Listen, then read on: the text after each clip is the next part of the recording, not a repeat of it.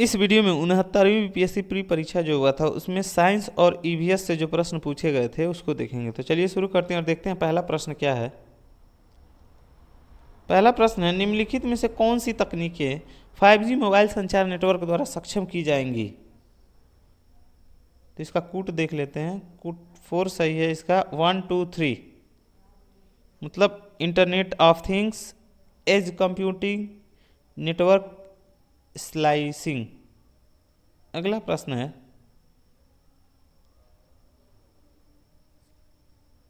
सूची 1 को सूची 2 से सुमेलित कीजिए। तो अंतरिक्ष मिशन और अन्वेषण के बारे में दिया है, तो इसका ऑप्शन जो है वो 1 सही हो जाएगा। 2 1 4 3।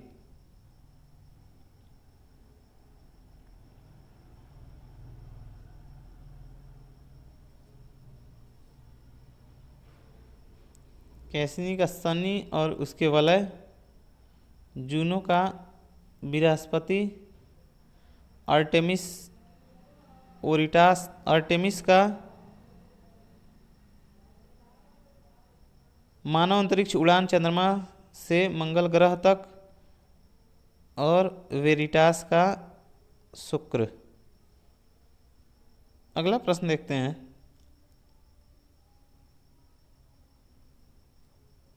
निम्नलिखित में से कौन सी कंप्यूटर भाषाएं हैं। उपयुक्त सभी कंप्यूटर भाषाएं हैं। कोबरा, पाइथन, स्क्वेरल, जावा। अगला प्रश्न है, हाल ही में समाचारों में देखी गई चैट जीपीटी में जीपीटी का पूर्ण रूप क्या है।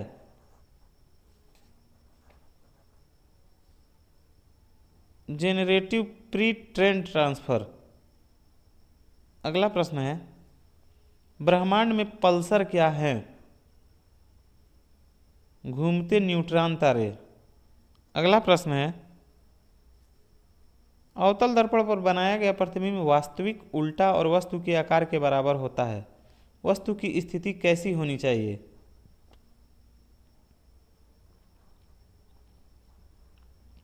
वक्रता के केंद्र पर। अगला प्रश्न है, फोटो इलेक्ट्रिक सेल एक ऐसा उदाहरण है जो कि प्रकाश ऊर्जा को विद्युत ऊर्जा में बदलता है। अगला प्रश्न है, निम्नलिखित में से कौन सा तरल बिजली का कुचालक है। उपयुक्त में से कोई नहीं, सब सुचालक हैं। अगला प्रश्न है, अलग अलग चंद्रमा की दो वस्तुएं चंद्रमा की सतह के पास स्वतंत्र रूप से गिरने से क्या होगा। अलग अलग द्रव्यमान की दो वस्तुएं चंद्रमा की सतह पर के पास स्वतंत्र रूप से गिरने से क्या होगा। किसी भी क्षण एक ही वेग होगा, कोई भी क्षण तब दोनों का वेग बराबर होगा। एसी करंट को कैसे उत्पन्न करते हैं। डायनमो द्वारा। अगला प्रश्न है, धारा घनत्व होता है एक सदिश राशि। अगला प्रश्न है,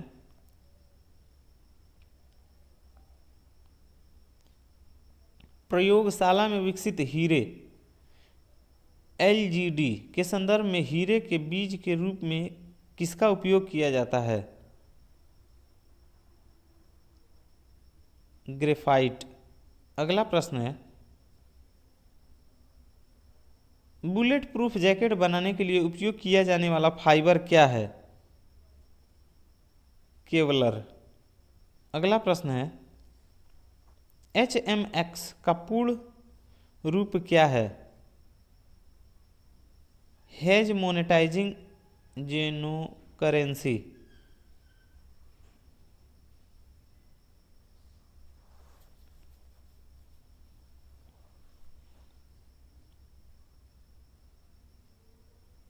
केवल एक हो जाएगा।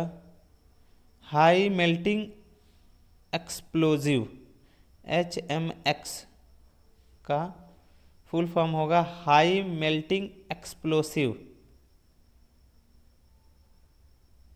अगला प्रश्न है, विलयन या विलायक के प्रति इकाई आयतन या प्रति इकाई द्रव्यमान में उपस्थित विलेय की मात्रा को रसायन में किस रूप में जाना जाता है? विलयन की सांद्रता के रूप में। अगला प्रश्न है, निम्नलिखित में से कौन सा प्रतिक्रिया की दर को धीमा करता है? उपयुक्त में से कोई नहीं। अगला प्रश्न है, निम्नलिखित कथनों पर विचार कीजिए। उपयुक्त में से कौन से कथन सही हैं? तो पहला और दूसरा दोनों सही हैं। टेनियासिस एक आंतों का संक्रमण है जो टैपवार्म की 3 प्रजाति टेनिया सोलियम, टेनिया सागिनाटा और टेनिया एशियाटिका के कारण होता है। जब मस्तिष्क में सिस्ट विकसित हो जाते हैं तो इस स्थिति को न्यूरोसिस्टस कोर्सिस कहा जाता है, एनसीसी। अगला प्रश्न है, निम्नलिखित में से कौन से जीव के स्वाद नहीं है? चौथा और सातवां, मतलब मसालेदार और तीखा, ये जीव के स्वाद नहीं है। अगला प्रश्न है, निम्नलिखित में से कौन से जोड़े सही सुमेलित हैं? केवल 3 और 4। डिस्पनिया सांस की तकलीफ, एनोस्मिया गंध की आंशिक या पूर्ण हानि। अगला प्रश्न है, कोविड टीकाएं प्रतिरक्षी प्रतिक्रिया को कैसे उत्तेजित करते हैं? जीवित क्षीण SARS-CoV-2 वायरस प्रवेश करा के। अगला प्रश्न है, डीएनए डबल हेलिक्स संरचना की खोज किसके द्वारा की गई थी? जेम्स वाटसन और फ्रांसिस क्रिक के द्वारा। अगला प्रश्न है, वेक्टर टीके के प्रतिरोधक शक्ति प्रदान करने के लिए कैसे काम करते हैं?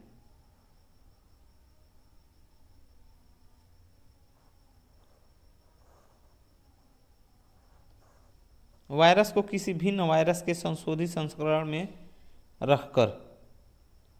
अगला प्रश्न है, mRNA पद का विस्तारित रूप क्या है जो महामारी की शुरुआत से ही व्यापक रूप में चर्चा में रहा? Messenger ribonucleic acid. अगला प्रश्न है, मेडिकल केमिस्ट्री में दवाओं का वर्गीकरण किस आधार पर सबसे अधिक उपयोगी है? आणविक लक्ष्य। अंतिम प्रश्न है, आगत तथा निर्गत तंत्रिकाएं मिलती हैं, कहाँ मिलती हैं? केंद्रीय तंत्रिका तंत्र में। इसी के साथ यह वीडियो समाप्त होता है। धन्यवाद।